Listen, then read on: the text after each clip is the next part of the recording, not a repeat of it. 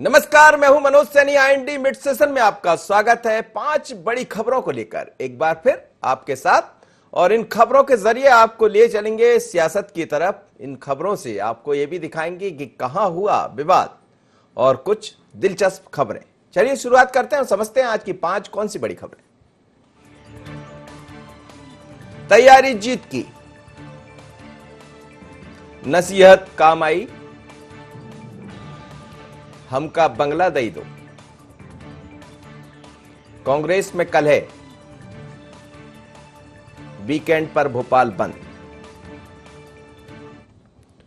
तो मध्य प्रदेश की सबसे बड़ी खबर सियासत की। एमपी में 24 सीटों पर उपचुनाव होने हैं और इन चुनाव से पहले बीजेपी इसे लेकर तैयारी में जुट चुके हैं, क्योंकि इन्हीं सीटों के परिणाम से यह तय होगा कि एमपी में राज किसका रहेगा। लगातार बीजेपी कार्यालय में बैठकों का दौर जारी है। आज बीजेपी कार्यालय में चुनाव संचालन और प्रबंध समिति की बैठक हुई। बैठक में सीएम शिवराज सिंह, प्रदेश अध्यक्ष बीडी शर्मा, केंद्रीय मंत्री प्रहलाद पटेल, राष्ट्रीय महासचिव कैलाश विजयवर्गीय, राष्ट्रीय उपाध्यक्ष प्रभात झा एवं प्रदेश अध्यक्ष राकेश सिंह बैठक में शामिल हुए। इसके साथ ही पूर्व मंत्री माया सिंह, यशोधरा राजे सिंधिया, नारायण सिंह कुशवाहा, अनूप मिश्रा, गोपाल भार्गव, गौरीशंकर शेजवार, रुस्तम सिंह भी बैठक में पहुंचे।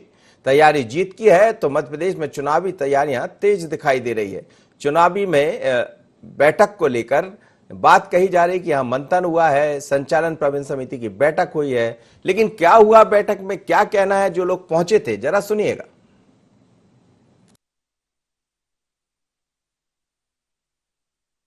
कल के बारे में जानकारी नहीं है, मैं आज की बैठक के लिए आहूत था तो इसलिए। आपके जिले के लोग हैं सर, कैसे मनाएंगे उनको? कोई नाराजगी वगैरह तो नहीं लगती है? नहीं, अभी जो हो सकता व्यस्त हो किसी काम में।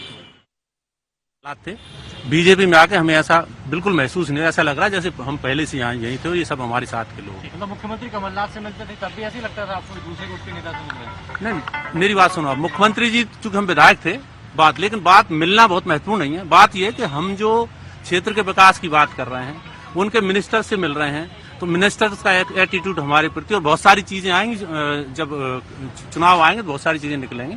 ऐसा नहीं कि कोई एक ही कारण थे, बहुत सारे कारण। 2 साल हो गए उस बात को जब का वो बता रही हैं, एक बात। और दूसरी बात, चूंकि अगर कांग्रेस की रीति नीति बहुत अच्छी होती तो हमने कांग्रेस छोड़ी नहीं। महाराज मुझे टिकट दिया था महाराज ने, उसके पहले भी दिया था, नगरपाल का अध्यक्ष का दिया था मुझे, और मैं हर बार चुनाव जीता, ठीक है ना।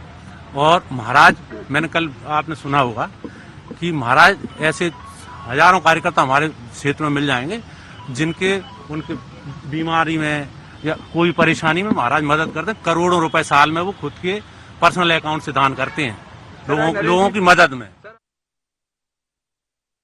देखिए, स्वाभाविक है, विधानसभा के चुनाव उपचुनाव हैं, 24 सीटों पर है।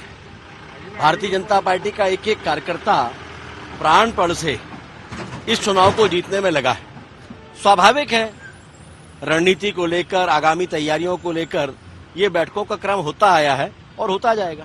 भारतीय जनता पार्टी में कहीं कोई नाराजगी नहीं है। समय के साथ साथ सब चीजें ठीक हो जाएंगी और भारतीय जनता पार्टी 24 में से 24 सीटें जीतेगी।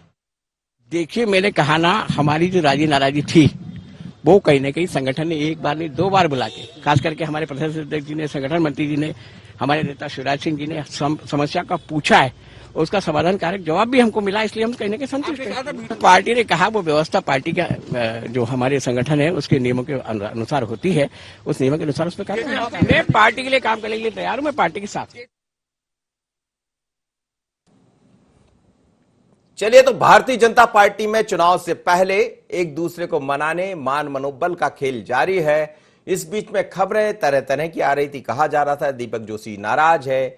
उन्होंने ये भी देखा कि दिग्विजय सिंह जी की तारीफ कर दी, दिग्विजय जी ने उनकी तारीफ कर दी, उनके पिता की तारीफ कर दी, लेकिन ये दौर अब थमता हुआ नजर आ रहा है। और बीजेपी के बारे में यही कहा जाता है कि जैसे जैसे चुनाव आएगा वो जानते हैं कि कहां किसको क्या समझाना है, किसको ताकीद करना है और किसको दूसरे तरीके से समझाना, ये कहने की बात नहीं है। और इस वक्त मेरे साथ संदीप मिश्रा जुड़ रहे हैं भारतीय जनता पार्टी के दफ्तर से। संदीप से समझ लेते हैं वहां क्या चल रहा है और आज की जो बैठक है वो कितनी महत्वपूर्ण थी और क्या सामने आया। संदीप,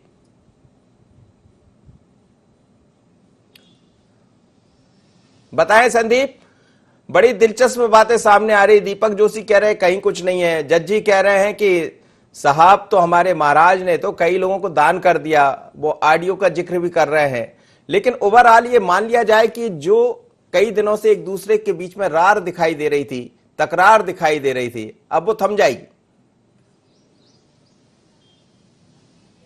अब बिल्कुल यहाँ पर कुछ दिलचस्प बयान सुनने को मिले हैं। सुबह से जैसे ही यहाँ बैठक चल रही है और एक एक करके यहाँ सभी आज भारतीय जनता पार्टी के दिग्गज नेता, पूर्व मंत्री, केंद्र यहाँ तक कि पूर्व केंद्रीय मंत्री, भारतीय जनता पार्टी के राष्ट्रीय उपाध्यक्ष प्रभात झा भी यहाँ पर मौजूद है मुख्यमंत्री शिवराज सिंह चौहान के साथ। तो ये बैठक चल रही है और यहाँ पर लगातार जिस तरह से एक एक करके नेता आते गए और सभी ने बयान दिए। जैसे कि अगर हम बात करें यहाँ पर दीपक जोशी की, उन्होंने सीधे कहा कि उनकी अब जो नाराजगी थी वो खत्म हो गई है। बीजेपी प्रदेश अध्यक्ष बीडी शर्मा के साथ उनकी काफी बैठक हुई और उन्होंने कहा है कि जो भी शिकायतें हैं वो सारी शिकायतें दूर की जाएंगी, सारे गिले शिकवे दूर किए जाएंगे। तो एक तरह से ये कह सकते हैं कि चुनाव के पहले यहाँ पर भारतीय जनता पार्टी ने अपनी चुनावी बिसात बिछा दी है और आज उसमें रंग भरने का काम किया जा रहा है और प्यादे बिठाने का काम किया जा रहा है, जो कि लगातार उस बैठक में पुरजोर कोशिश हो रही है। जितनी भी मनमुटाव की शिकायतें आ रही थी, जितने भी नेता नाराज चल रहे थे, आज सारे नेता यहाँ पर भारतीय जनता पार्टी में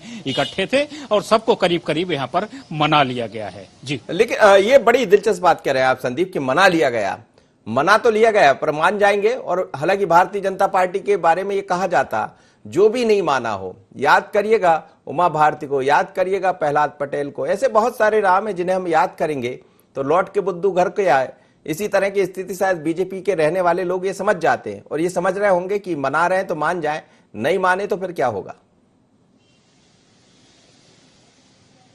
बिल्कुल, देखिए इन किसी नेताओं के पास दूसरे रास्ते भी नहीं है। सबको मालूम है कि कांग्रेस में कोई वर्तमान में कोई भविष्य नहीं दिख रहा है, लिहाजा भी अगर सब कुछ ठीक ठाक रखना है तो बीजेपी में ही रहना जरूरी है। तो इसलिए जो इनका कहीं ना कहीं नाराजगी थी वो यहाँ पर संगठन में बैठक के साथ वो सारी नाराजगियां कहीं ना कहीं दूर हुई हैं। छोटी मोटी शिकायतें होती हैं जो कार्यकर्ताओं के कामों को लेकर के होती हैं, आमतौर पर हमेशा यही शिकायतें देखने को मिलती है। तो वो चीजों को कहीं ना कहीं यहाँ पर तवज्जो देने का आश्वासन दिया गया है। और जिस तरह से भी बीजेपी के वरिष्ठ नेता अरविंद भदौरिया भी निकले, उन्होंने भी कहा कि जो भी नाराजगियां थी वो नाराजगियां दूर हो चुकी हैं। भारतीय जनता पार्टी में नाराजगी ज्यादा दिन नहीं रहती क्योंकि उसके लिए यहाँ पर जगह ज्यादा दिन के लिए नहीं है। अगर आप विरोध करेंगे आप तो विरोध करने के बाद एक आध बार मनाने की कोशिश होती है, उसके बाद फिर बाहर का रास्ता दिखा दिया जाता है। यहाँ किसी के आने और जाने से फर्क नहीं पड़ता। उन्होंने खुद का बल्कि उदाहरण दिया कि मैं अरविंद भदौरिया हूं, अगर मुझे हटा दिया जाएगा तो कोई फर्क नहीं पड़ेगा,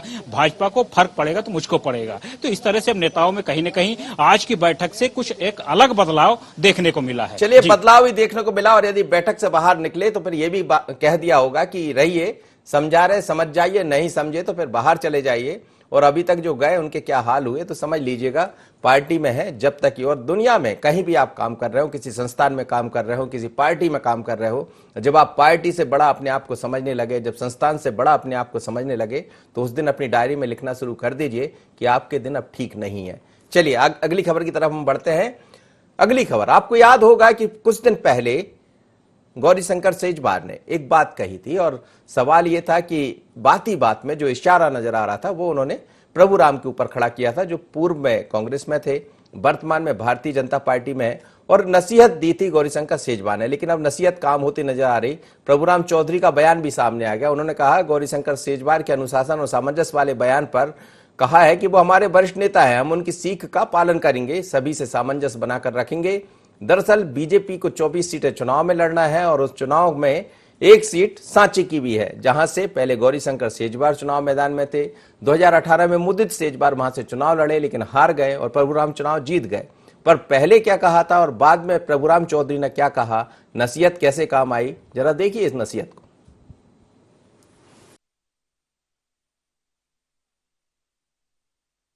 जब दो पार्टियों में विलय होता है और जो पार्टी अस्तित्व में रहती है उसकी विचारधारा और उसका अनुशासन मान्य रहता है।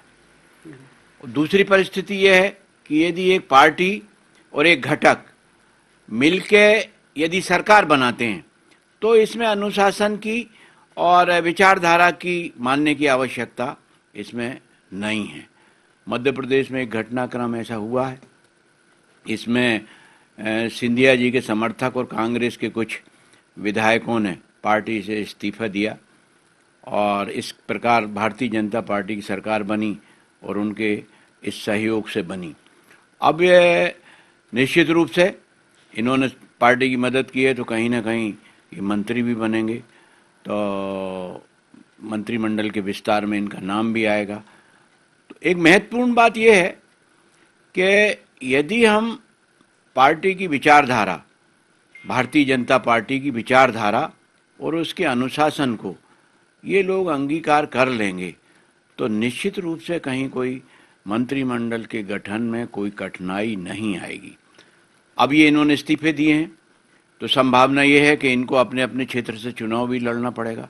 भारतीय जनता पार्टी के चुनाव चिन्ह से ये चुनाव भी लड़ेंगे। तो यहाँ फिर मैं ये कहना चाहता हूँ कि एक पार्टी छोड़ के दूसरी पार्टी के चुनाव चिन्ह लड़ने के लिए कहीं ना कहीं हम उस पार्टी के कार्यकर्ताओं से समरसता बैठाना पड़ेगी, उसके अनुशासन को, उसकी विचारधारा को अंगीकार करना पड़ेगा। और यदि इन विधायकों ने ऐसा किया तो मैं ऐसा मानता हूं कि इनके जीतने में कहीं कोई कठिनाई नहीं होगी। सबके काम भी होगा। तो सेजवाल जी ने कहा था कि बीजेपी कांग्रेस से जो लोग आए हैं उन्हें सामंजस्य बनाने की जरूरत है, नहीं तो नुकसान होगा। नहीं, हम लोग सब सामंजस्य बना रहे हैं और जो वरिष्ठ नेता हैं उन्होंने जो सुझाव दिए हैं उनका पूरी तरीके से हम लोग पालन करेंगे। ठीक। चलिए, संदीप मिश्रा मेरे साथ जुड़े हुए भारतीय जनता पार्टी के दफ्तर से लगातार इस तरह की खबरों पर निगाह बनाए हुए। संदीप, क्या कहेंगे, गौरीशंकर सेजवाल की नसीहत काम आ गई? और नसीहत लाना भी पड़ेगा, कम से कम जब तक चुनाव लड़ना तब तक तो सुनना भी पड़ेगा, क्योंकि चुनाव लड़ना है, विरोध होगा, तमाम तरह की चीजें देखने को मिलेगी। और आप दूसरे घर से आए हैं, अभी अभी आपका बंधन बंधा है और बंधन टूट ना जाए, तो जरूरी है कि बंधन बांध के रखिए और सेजवाल जैसे लोगों को साथ कर रखिए। क्या कह दिया प्रभु राम जी ने, समझ आ गया? बिल्कुल, यहाँ पर नसीहत तो दिख रही है, खोल करके दिख रही है। जिस तरह से उन्होंने अभी बयान दिया, सीधे उन्होंने कहा कि जो भी उन्होंने कहा है वो बात को स्वीकार करता हूं और उन्होंने ये भी कहा कि उनकी सारी बातें मानी जाएंगी। तो एक तरह से ये साफ कहा जा सकता है कि जब उन्होंने ये बयान दिया था पूर्व मंत्री गौरीशंकर सेजवाल ने, तो उसके बाद राजनीतिक गलियारों में जिस तरह से हलचल हुई, चाहे भारतीय जनता पार्टी के कार्यालय तक पहुंची हो वो हलचल या कांग्रेस तक पहुंची हो, तो उसका असर अब यहाँ पर व्यापक तरीके से दिखा। और कहीं ना कहीं अब यहाँ पर थोड़ा सा डाउन होते नजर आए पूर्व मंत्री प्रभुराम चौधरी, और आज उन्होंने उनके सुर पे सुर मिलाते हुए कहा कि जो वो कहेंगे और जो भी नसीहत देंगे उस सारी नसीहत को माना जाएगा, उन सारी बातों को माना जाएगा। क्योंकि देखिए, ये आपको भी मालूम है कि वहां पर चुनाव होना है तो उनको भी मिला करके चलना पड़ेगा। भारतीय जनता पार्टी के वरिष्ठ नेता है गौरीशंकर सेजवाल, लिहाजा यहाँ पर अब धीरे धीरे इनके समझ में आने लगा है। जी चलिए, बिल्कुल, जो तुमको है पसंद वही बात करेंगे, तुम दिन को यही रात कहो तो रात कहेंगे, ऐसा ही होता है राजनीति में। संदीप, चलिए बने रहिएगा, अगली खबर की तरफ बढ़ते हैं। और यह खबर एमपी में बंगला पॉलिटिक्स पर दिखाई दे रही है। एमपी में बंगले पर पॉलिटिक्स दिन पर दिन गर्माती जा रही है और ताजा मामला फिर एक बार सामने आ गया। कांग्रेस अब मुद्दे को लेकर कोर्ट का दरवाजा खटखटाने की तैयारी में है। बंगले के इसी मुद्दे को लेकर कांग्रेस की बैठक हुई है। बैठक में पूर्व मंत्री सज्जन सिंह वर्मा, पीसी शर्मा, हर्ष यादव और विजय लक्ष्मी साधु शामिल हुए। बैठक में रणनीति बनी कि बंगला खाली नहीं करेंगे, कांग्रेस इस मुद्दे को अदालत में ले जाएगी। इसके लिए सिंधिया समर्थक मंत्रियों के बंगले को आधार बनाया जाएगा। हमका बंगला दे दो, नहीं तो हम कोर्ट चले जाएंगे। जाइए कोर्ट। और क्या कहा, क्या कहना है मंत्री जी का, पूर्व मंत्री जी का, और सुनिएगा। ये बंगले में तो लगा हुआ है, तमाम सारे बंगले आपको दिखा रहे हैं जहां इस समय लॉक कर दिया गया है, वहां पर सील कर दिया गया है बंगलों को। लेकिन क्या क्या कहना है सुनिएगा मंत्री जी को, पूर्व मंत्री को।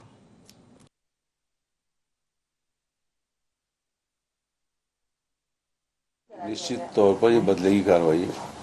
जो कमलनाथ जी की सरकार थी, तो मैं समझता हूँ नरोत्तम मिश्रा जी जो आज गृह मंत्री हैं, ये उसी बंगले में है, पूरे टाइम रहे। विश्वास सारंग जी उसी में रहे। ये मुख्यमंत्री का बंगला था कृष्णा गौर जी का, उसमें रही और उनको आवंटित हो गया। वो पहली बार की विधायक हैं। भूपेंद्र सिंह जी का बंगला रहा। तो ये सब चीज़ें मैं समझता हूँ कि एक जो पूर्व मंत्री हैं सब, ये आज भी विधायक हैं, और जो विधायक नहीं रहे न मंत्री रहे, उनको नोटिस नहीं दिए गए। नोटिस उनको दिए गए जो विधायक भी हैं, पूर्व मंत्री भी हैं। तो ये निश्चित तौर पर दोहरे मापदंड है। चलिए, पीसी शर्मा कह रहे हैं कि नाम गिना दिए उन्होंने, डॉक्टर अनुत्तम मिश्रा, उसके बाद 2 अन्य मंत्रियों के नाम गिना दिए कि वो भी तो बंगले खाली नहीं किए। लेकिन यही समझना पड़ेगा कि वो तो दमदारी से टिके रहे, आप क्यों इतना घबरा रहे हैं? आप भी टिके रहिए, चले जाइए कोर्ट, जा ही रहे हैं कोर्ट। और इसीलिए दम आ गई कि हम भी नहीं मानेंगे, कम से कम चुनाव तक तो बने रहे, बंगले का आनंद लेते रहिए साहब। आकाश मेरे साथ इस वक्त जुड़ रहे हैं। आकाश, क्या कहेंगे, बंगला दई दो? जी बिल्कुल मनोज जी, बंगला दईदो को लेकर मध्य प्रदेश में अब जमकर सियासत देखने को मिल रही है, क्योंकि बंगले भी आलीशान है और करोड़ों रुपए खर्च करके कांग्रेस सरकार जब मध्य प्रदेश में 15 साल बाद बनी थी, तो जो मंत्री बने थे कांग्रेस के तमाम जो विधायक थे, उन्होंने करोड़ों रुपए खर्च करके अपने आलीशान बंगले सजवाए थे, तैयार करवाए थे। लेकिन मात्र 1.5 साल में कांग्रेस की सरकार गिरने के बाद अब उनका ये बंगला मोह एक तरीके से कह सकते हैं नहीं जा रहा है। हालांकि कोरोना संकट काल के कारण कई मंत्रियों ने, क्योंकि अभी इस पूरे बंगला पॉलिटिक्स में अगर हम बात करें तो 3 नोटिस अभी तक जारी किए गए हैं गृह विभाग द्वारा, और लगातार जो मियाद है वो बड़ी है। और अब ऐसे में पूर्व वित्त मंत्री तरुण भनोट का जो बंगला है पहले ही परसों के दिन सील कर दिया गया है 10 तारीख को। और अब जो है अगर हम बात करें तो अब जो अन्य मंत्री हैं, तमाम जो 22 मंत्री हैं, उन मंत्रियों को भी जो है नोटिस जारी किए गए हैं बेदखली के, और साफ तौर पर कहा है कि 15 तारीख तक वो जो है बंगला खाली करें, नहीं तो पुलिस प्रशासन का बल प्रयोग करके उनसे बंगला खाली कराया जाएगा। और इसको लेकर अब जो तमाम कांग्रेस के पूर्व मंत्री रहे हैं वो अब लामबंद हो गए हैं। आज गोपनीय तरीके से बैठक भी हुई है, चाहे हम बात करें पूर्व मंत्री पीसी शर्मा की, पूर्व मंत्री सज्जन सिंह वर्मा या विजय लक्ष्मी साधो, तरुण भनोट, ये वो तमाम मंत्री हैं जिन्होंने बैठक की है। इसके अलावा जो अन्य मंत्री हैं उनसे भी फोन पर बातचीत की गई है। और अब कांग्रेस के जो पूर्व मंत्री हैं वो कोर्ट जाने की तैयारी कर रहे हैं। अगर हम बात करें तो जो पूरा मामला है वो जो है वित्त मंत्री का जो बंगला है, तरुण भनोट का बंगला, यहां से जो है एमपी में बंगले को लेकर सियासत शुरू हुई है। सबसे पहले नोटिस उन्हें मिला था, और उसका सबसे बड़ा कारण भी यही है कि 4 इमली में अगर सबसे कोई आलीशान बंगला है तो वो B16 ही है, जो पूर्व मंत्री तरुण भनोट के नाम पर आवंटित था। लेकिन सरकार बदली, 1.5 साल बाद जो है सरकार सत्ता परिवर्तन होते ही बीजेपी ने जो है नोटिस जारी किया। और साफ तौर पर बीजेपी की अगर हम बात करें तो बीजेपी इसको पॉलिटिक्स नहीं, बीजेपी इसको पात्रता करार दे रही है। और बीजेपी का साफ तौर पर कहना है कि पात्रता ना होने के कारण जो है नोटिस जारी किए गए हैं, और ये एक प्रक्रिया होती है। यही कारण है कि पूर्व मंत्रियों को बंगला खाली करना पड़ेगा। चलिए आकाश, बिल्कुल सही कह रहे हैं आप, और खाली तो करना पड़ेगा, आज नहीं तो कल। और जब बहुत अच्छा बंगला बना लिया जाए तो मोह हो जाता है बंगले से। पर बंगले की राजनीति छोड़िए साहब, लोग फील्ड में जाइए, चुनाव जीतिए, जनता से जो कहा वो करिए। कब तक रहेंगे बंगले में? क्योंकि बंगले आपके नहीं है, आज नहीं तो कल खाली तो करना ही पड़ेगा, और वहीं लौटना पड़ेगा जहां से आप आए हैं, या फिर शहर में एक बड़ा सा घर बना लीजिएगा जैसे तमाम सारे नेताओं ने बना लिए। अगली खबर की तरफ हम बढ़ते हैं, और ये खबर मध्य प्रदेश में कांग्रेस पार्टी की गुटबाजी और अंतरकलह से जुड़ी हुई खबर है। दरअसल जिस तरह की अंतरकलह सामने आ रही वो छिपते छिपाए नहीं है। आए दिन कांग्रेस नेताओं के विवाद के मामले सामने आते रहते हैं। कभी आरोप प्रत्यारोप मीडिया में सुर्खियों में बनते हैं, तो कभी मारपीट के वीडियो वायरल होते हैं। अब उपचुनाव से पहले शिवपुरी से मामला सामने आया है। यहां 2 कांग्रेस नेता आपस में बढ़ गए। कांग्रेस में कलह, कांग्रेस में फिर नजर आई गुटबाजी, आपस में भिड़े कांग्रेसी। जो जानकारी है उसके मुताबिक राजकुमार पटेल वहां पहुंचे थे, और उसी दौरान वहां पर जो मौजूद लोग थे उनके बीच में विवाद हो गया। क्या हुआ, ये तस्वीर देखिए।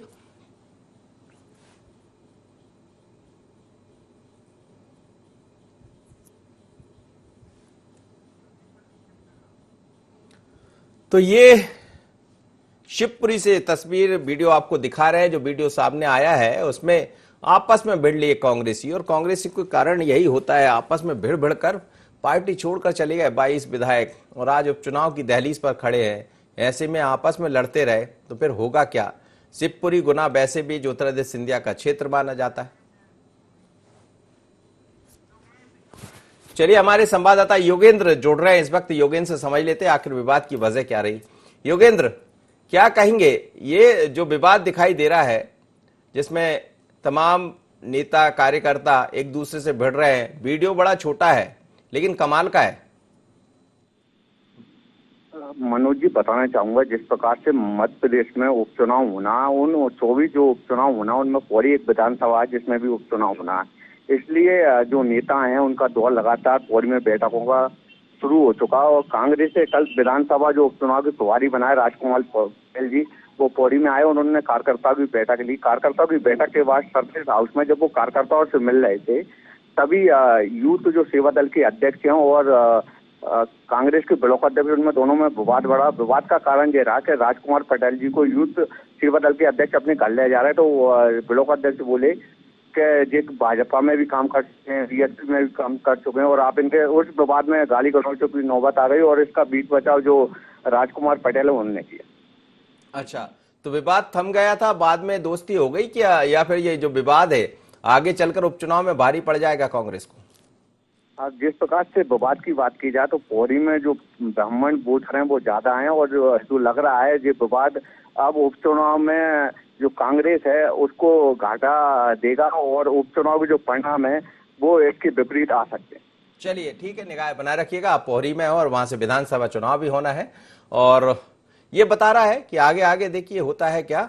अब अगली खबर है राजधानी भोपाल में अब हफ्ते में सिर्फ 5 दिन ही बाजार खुलेंगे, जबकि शनिवार और रविवार को पूरी तरह बाजार बंद रहेगा। इसकी जानकारी खुद मध्य प्रदेश के गृह एवं स्वास्थ्य मंत्री डॉक्टर नरोत्तम मिश्रा ने दी है। उन्होंने कहा कि कोरोना के आंकड़ों को देखते हुए सरकार ने यह फैसला लिया है। सरकार हर तरह के प्रयास में जुटी हुई है। इलाज में भी हर तरह की लापरवाही जहां भी दिखाई दे रही है उसको बर्दाश्त नहीं किया जाएगा, लेकिन सरकार हर तरह से कैसे इससे बचा जाए उसके प्रयास कर रहे। वीकेंड में भोपाल बंद रहेगा और 5 दिन खुलेगा, ऐसा उन्होंने कहा है।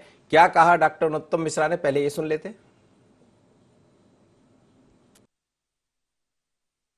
पूरा मध्य प्रदेश लगभग संभल गया है।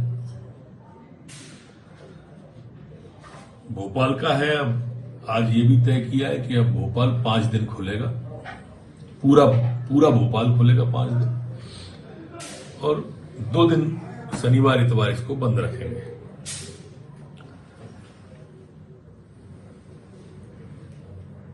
आज मुख्यमंत्री जी ने 1250 जेपी अस्पताल में जो फीवर क्लिनिक था उसमें पेशेंट जो आया था कर्मचारी, उसकी पर्याप्त चिंता न करने के कारण ड्यूटी पे उपस्थित डॉक्टर के खिलाफ कार्रवाई करने का भी भोपाल में कहा है। मुख्यमंत्री जी ने स्पष्ट कहा है कि कोई भी लापरवाही बर्दाश्त नहीं की जाए। भोपाल में बढ़ते कोरोना के संक्रमण को देखते हुए जिला प्रशासन ने शनिवार और रविवार को लॉकडाउन की घोषणा की है। अभी आप जैसे देख सकते हैं तस्वीरों में कि यहाँ पर अभी दुकान खुले हैं, बाजार खुले हैं, लेकिन कल शनिवार और रविवार को अब ये दुकानें बंद रहेंगी, क्योंकि जिस तरह से लगातार कोरोना का संक्रमण बढ़ रहा है तो उसके कारण यहाँ पर राज्य सरकार और जिला प्रशासन की ओर से ये फैसला किया गया है कि शनिवार और रविवार का दिन भीड़ भरा दिन होता है, लिहाजा उस दिन को अब यहाँ पर लॉकडाउन की घोषणा की गई है, ताकि किसी भी तरह से जो कोरोना संक्रमण की चेन है उसको तोड़ा जा सके और लोगों को इस कोरोना की बीमारी से बचाया जा सके। वीडियो जर्नलिस्ट नागन के साथ संदीप मिश्रा, IND24 भोपाल। चलिए, संदीप मिश्रा थे जो जानकारी ले रहे थे और बाजार से जायजा ले रहे थे। और अब ये कहा है गृह मंत्री ने कि 5 दिन बाजार खुलेंगे, 2 दिन बंद रहेंगे। और इसका जिम्मेदार कौन है? आप और हम सब। सरकार ने प्रयास किया, अनलॉक कर दिया और उसके बाद जैसे ही लोगों का निकलने का सिलसिला शुरू हुआ, मुंह पर मास्क नहीं है, सोशल डिस्टेंस का पालन नहीं कर रहे हैं, लगातार मरीजों की संख्या बढ़ रही है। अकेली बात मध्य प्रदेश की नहीं है, बल्कि सब जगह से इस तरह की खबरें आ रही। तो आपसे यही निवेदन है कि यदि अनलॉक किया है सरकार ने तो अभी तो 5 दिन हुआ है, यदि आप ऐसे ही करते रहेंगे तो फिर 2 दिन हो जाएगा, फिर एक दिन आएगा कि जैसा आपने बीते 3 महीने तक भोगा फिर आप भोगते रहिएगा। तो समझिए, संभलिए, मुंह पर मास्क लगाइए, घर से निकलिए तो सोशल डिस्टेंस का पालन करिए, लेकिन नहीं मानेंगे तो लॉकडाउन के लिए तैयार रहिए। तो मिड सेशन में हम इसी तरह की 5 बड़ी खबरों को लेकर आते हैं। कहीं बंगले से लोग परेशान हैं तो कहीं सियासत गरमा रही है और कुछ जगह ऐसी है जहां एक दूसरे को साधने का प्रयास किया जा रहा। अगली बार फिर मुलाकात होगी 5 बड़ी खबरों को लेकर और उन खबरों में कई दिलचस्प खबर भी होंगी, तो आप पाइएगा मिड सेशन पर। अभी तो आप देखते रहिए IND24 और मुझे दीजिए इजाजत। नमस्कार।